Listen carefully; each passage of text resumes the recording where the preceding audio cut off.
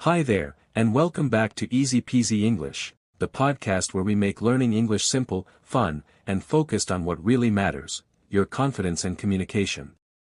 I'm Christ, and I'm so glad you're here with me today.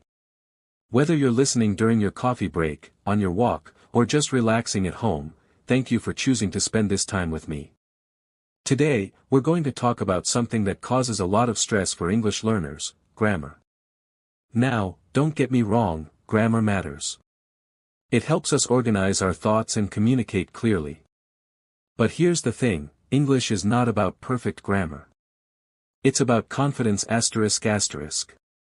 Too many learners get stuck because they're afraid of making grammar mistakes. They wait until their sentences are flawless before speaking. They pause mid-conversation trying to remember if it's has been or had been. And while they're trying to be perfect, the conversation moves on without them. Sound familiar? In today's episode, we're going to challenge that mindset. We're going to explore why confidence is more important than correctness, and how shifting your focus from grammar to connection can completely change the way you speak English. So take a deep breath. Let go of the pressure to be perfect.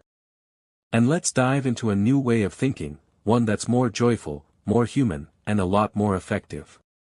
Let's get started. Have you ever stopped yourself from speaking because you weren't sure about a grammar rule? Maybe you thought, wait, is it, I have been, or I had been? Is this the right tense? What if I get it wrong? And in that moment, the sentence disappeared. The idea faded. The conversation moved on, and you stayed silent.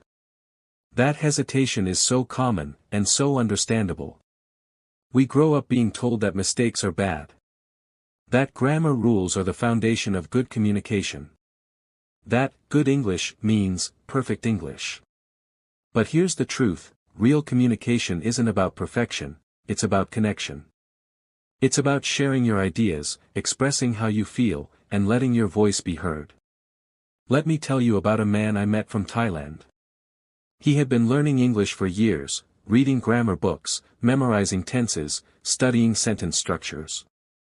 But whenever he had to speak, he froze. He worried so much about getting everything right that he often said nothing at all. One day, I asked him to try something different. I said, forget the rules. Just tell me about your favorite food. Don't worry if it's perfect, just speak. At first, he was nervous. But slowly, he started to talk. His sentences weren't perfect, the grammar was messy, and he paused a lot, but I could see the joy in his eyes. He was communicating. And that's what language is really for. When children learn to speak, they don't study grammar. They copy sounds. They make mistakes. They say, goed, instead of, went. And we don't stop them. We cheer them on. We laugh, we clap, we repeat their words with love. That's how learning grows. But as adults, we judge ourselves. We expect every sentence to be flawless. And when it's not, we feel embarrassed, even ashamed. But we forget, even native speakers make grammar mistakes. All the time. They mix up tenses, they use slang, they break the rules without thinking about it. And yet, communication still happens. No one says, sorry, you used the past perfect wrong, I can't understand you. They keep listening. They keep connecting. So why do we hold ourselves to a higher standard? It's because we think mistakes make us sound less smart. But let me tell you this, confidence is what makes you sound smart. Not big words. Not perfect grammar. Confidence. When you speak with confidence, even with mistakes, people focus on your message. They hear your energy.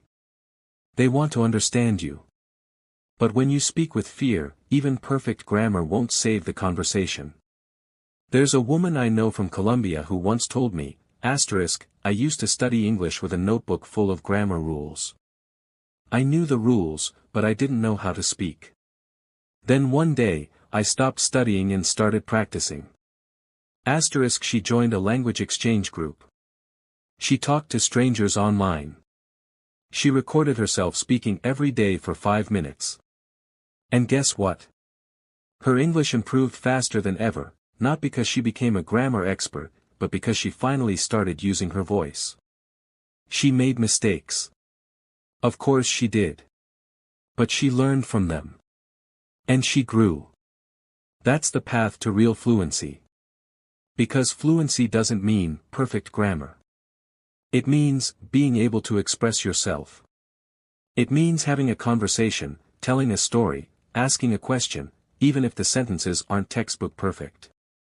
And once you accept that, once you give yourself permission to be imperfect, you open the door to faster, more joyful learning. So if you're listening right now, and you're someone who's been hiding behind grammar, someone who's been afraid to speak because you're worried about getting it wrong, I want you to know this: you don't need to be perfect. You just need to be brave. Let your words come out, however they come out. Speak from the heart. Messy English is still powerful English. Broken sentences still build real connections.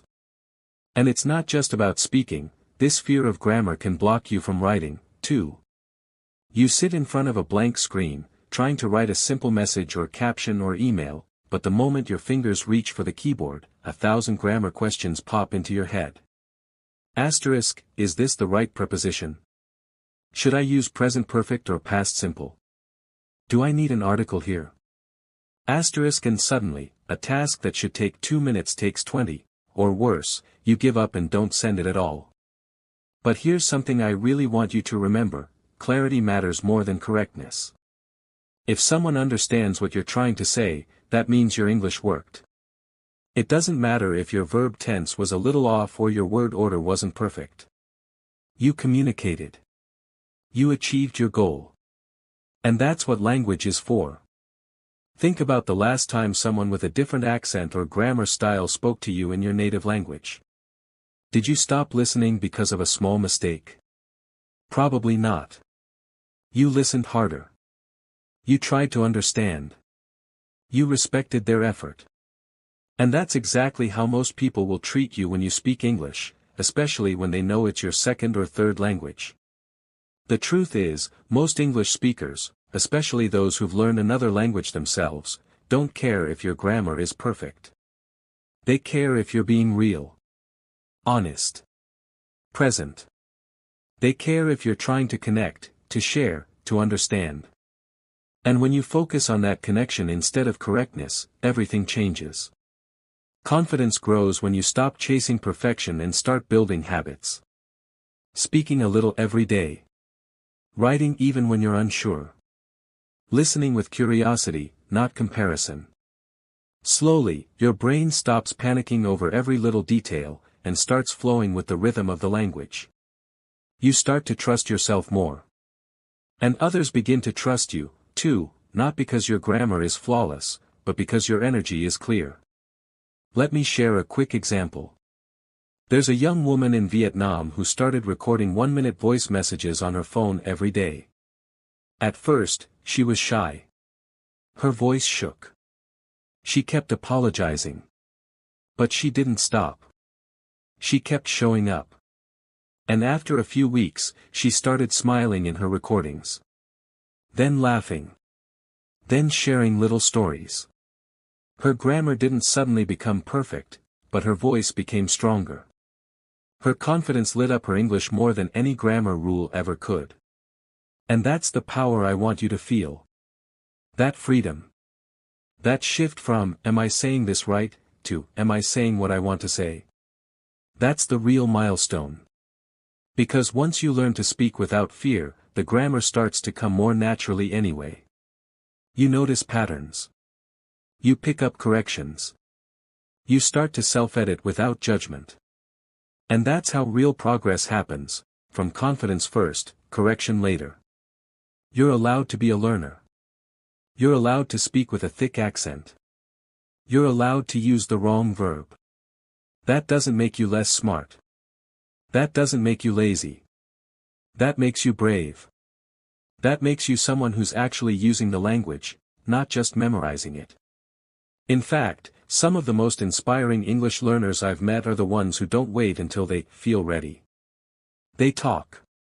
They write. They post. They ask questions. They laugh at their mistakes and try again. And because they practice, they improve, faster than those who stay quiet, trying to be perfect before they begin. It's a mindset shift.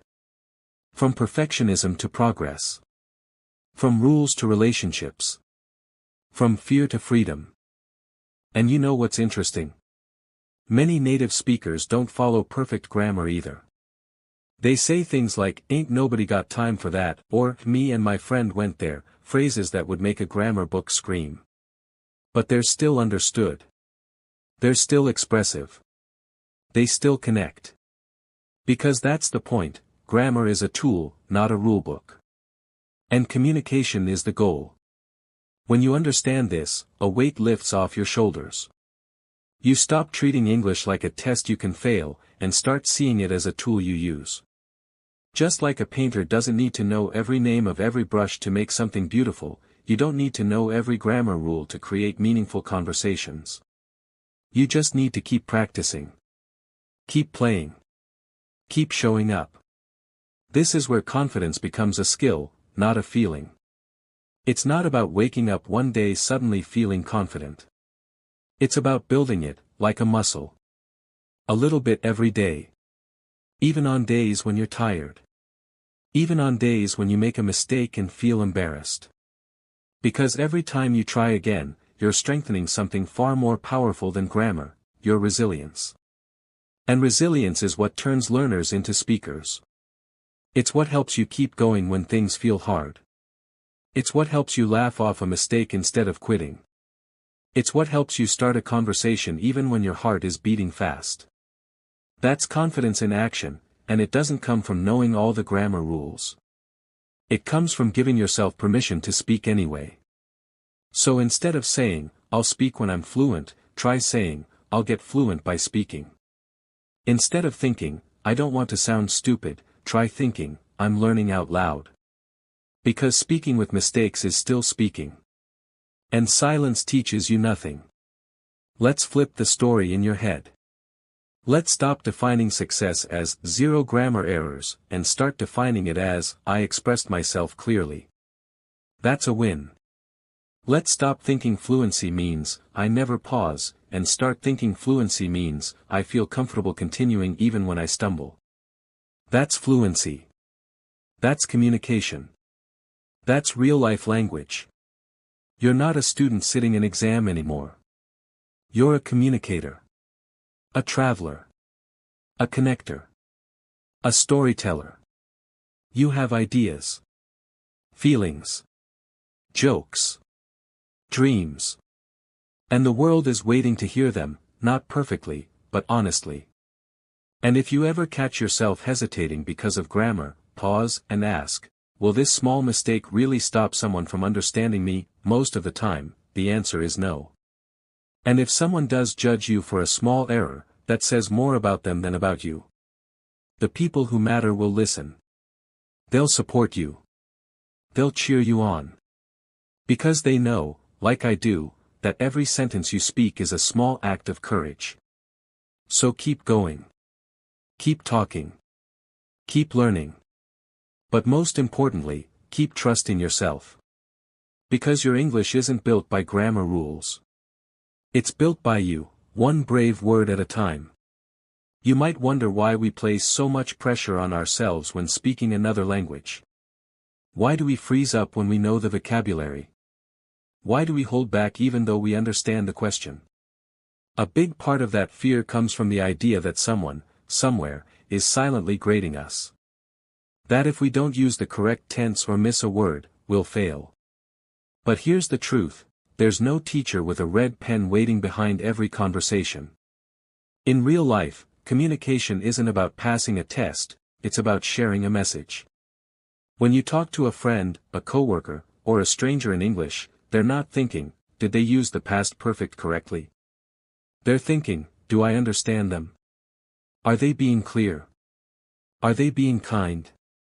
And the beautiful thing is, you don't need perfect grammar for any of that.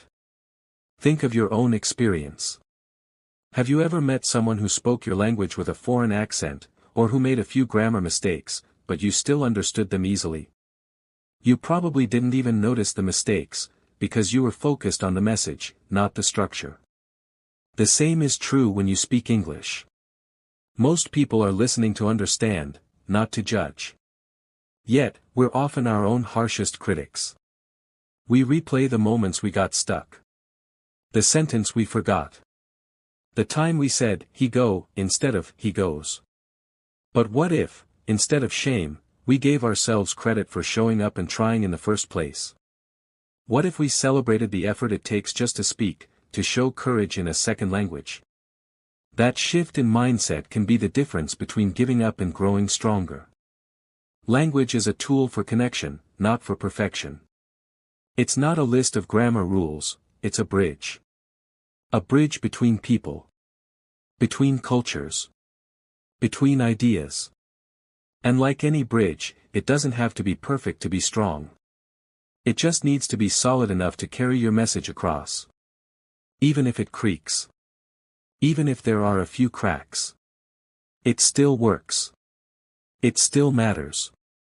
And the more you use it, the more you speak, even with errors, the stronger it becomes. There's also something beautiful in imperfection. It shows that you're learning.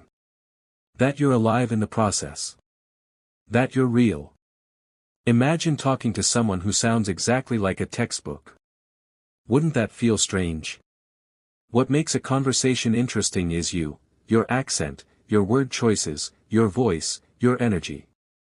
You don't need to erase your uniqueness to be good at English. In fact, that uniqueness is what makes you great. So when you speak, speak with heart. Speak with intention. And let the grammar come second. Trust that it will improve naturally as you listen more, read more, and yes, speak more. But don't wait for perfection to begin. Perfection is slow. Progress is brave. Choose brave. Because the more you speak, the more you grow. Not just in English, but in confidence, in self-expression, in your ability to show up in the world. Every time you open your mouth and speak English, you're not just practicing a language, you're stepping into a bigger version of yourself. And that's something no grammar book can ever teach. Confidence in English doesn't come from memorizing every rule. It comes from using the language, even when you're unsure. From having conversations where you laugh, where you pause to think, where you forget a word and use another one instead. That's real communication. That's growth. Think about how children learn their first language. They don't start with grammar drills. They don't sit down and study past participles. They learn through playing, through talking, through making mistakes, and being corrected with love and patience.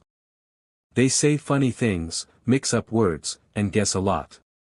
But they never stop speaking. They never stop trying.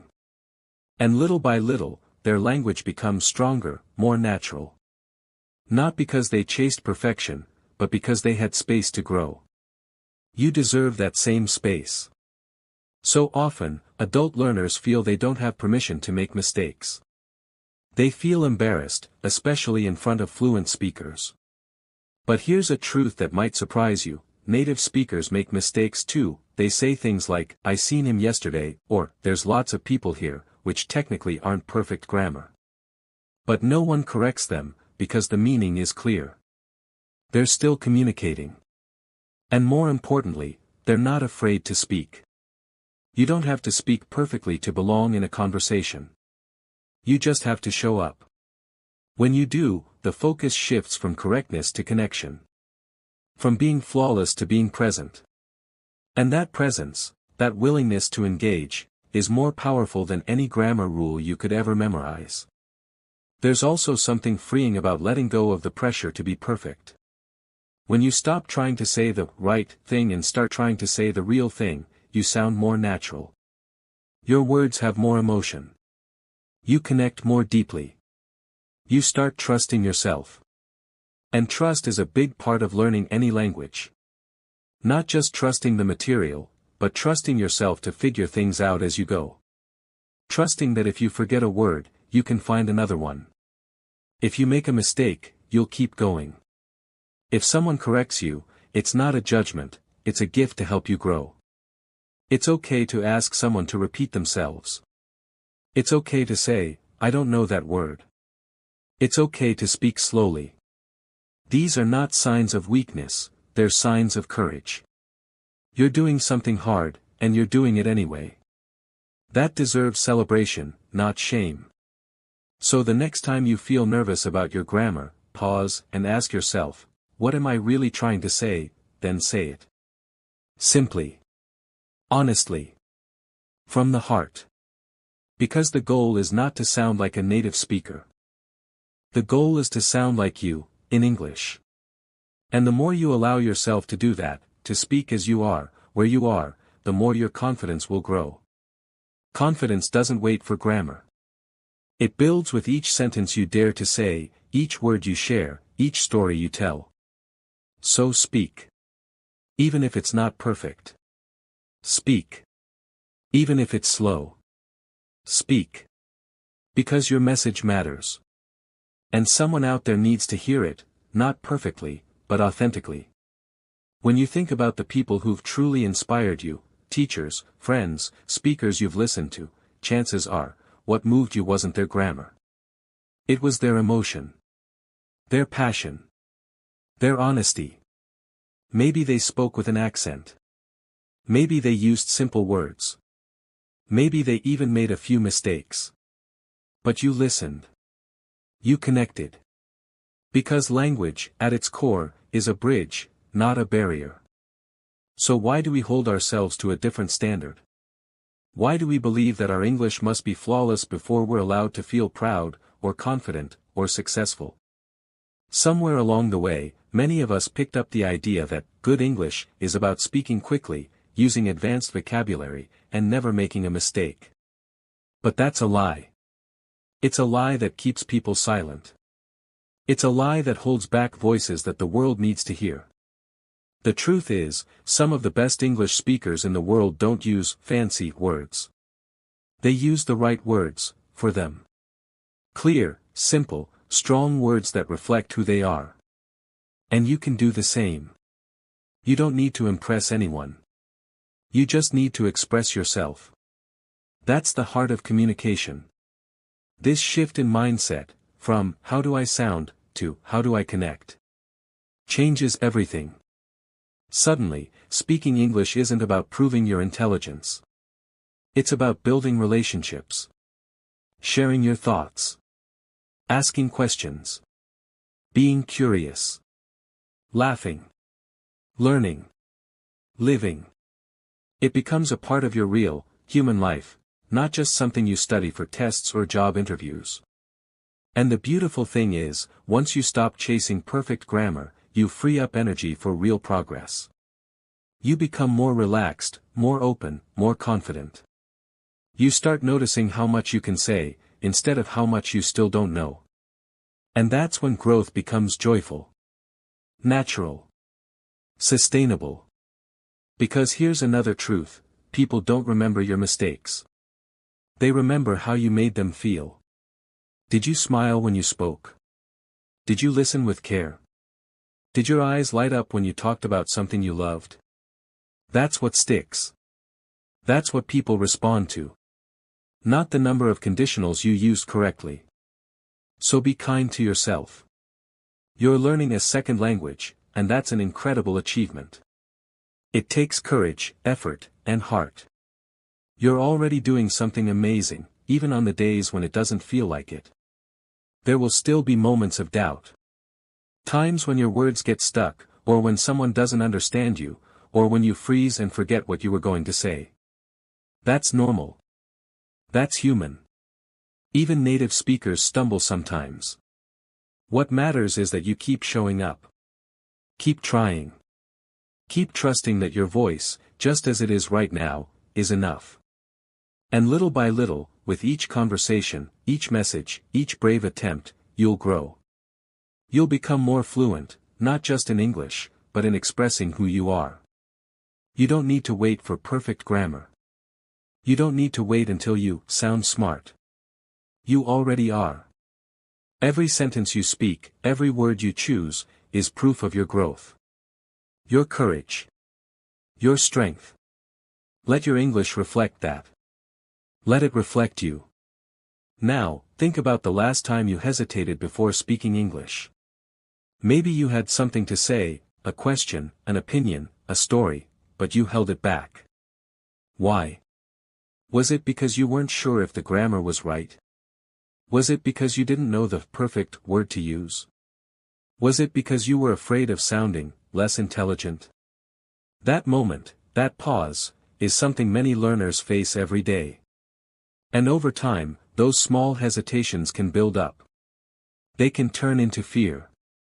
Into silence. Into that voice in your head that says, don't speak unless you're sure. But here's the problem, learning doesn't happen in silence. It happens in action.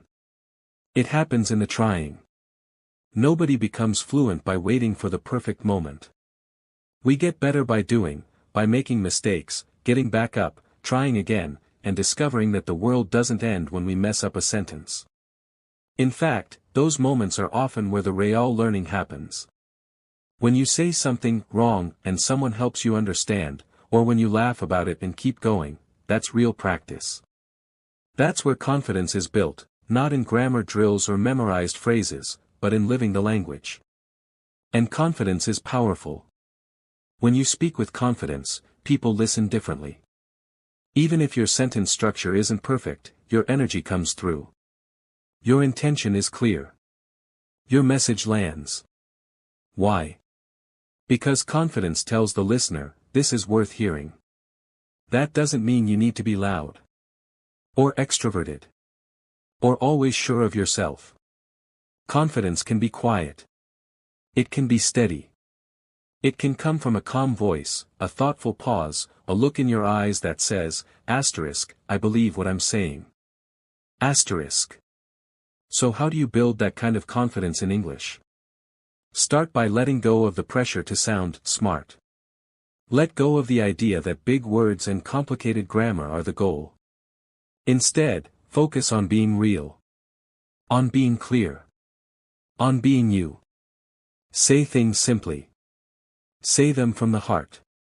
Use the words you already know. And trust that they are enough, because they are. Then, little by little, keep adding. Keep learning. Keep growing.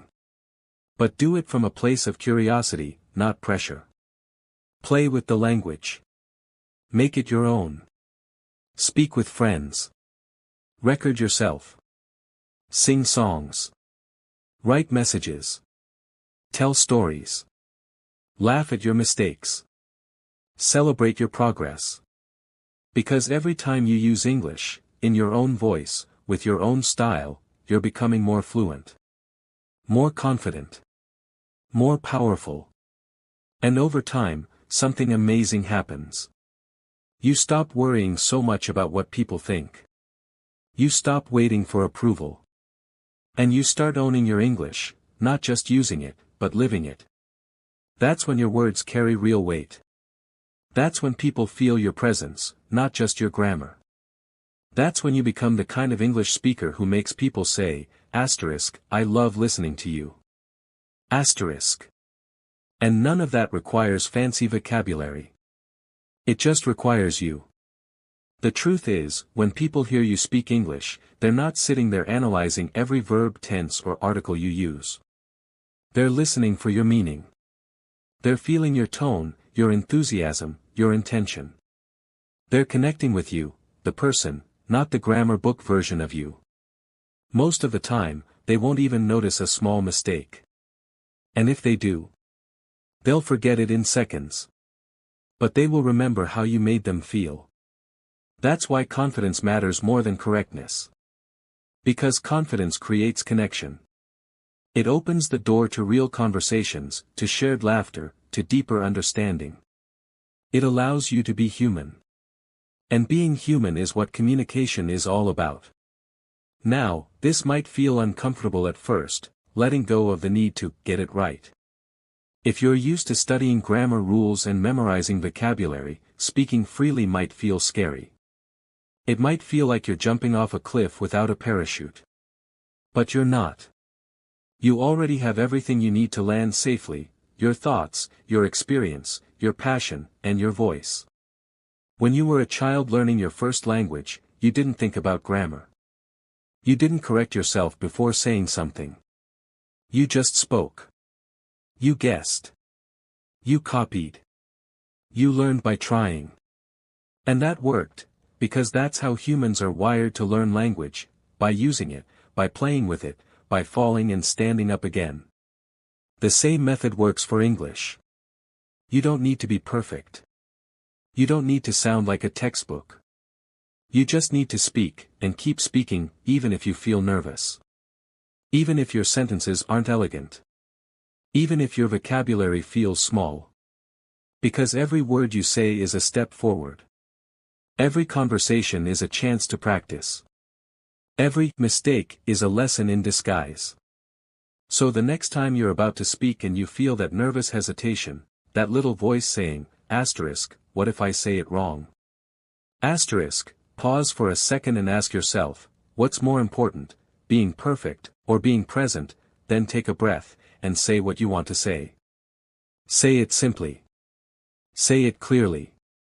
Say it with kindness. Say it with pride. And after you speak, don't focus on what you wish you had said differently. Focus on the fact that you spoke. That you asterisk did it. Asterisk that you were brave. Because the more you do this, the more your confidence will grow. Not in a loud, arrogant way, but in a deep, steady way that shows up every time you open your mouth to speak. You'll start to trust yourself. You'll start to enjoy speaking. And that joy will invite others to listen.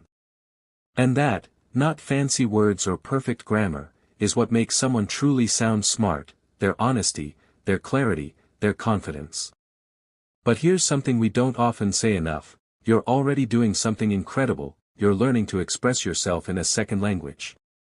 Do you know how powerful that is? How many people dream about doing what you're doing right now, but never even start? And yet, here you are, showing up, listening, practicing, speaking, trying. That is not small.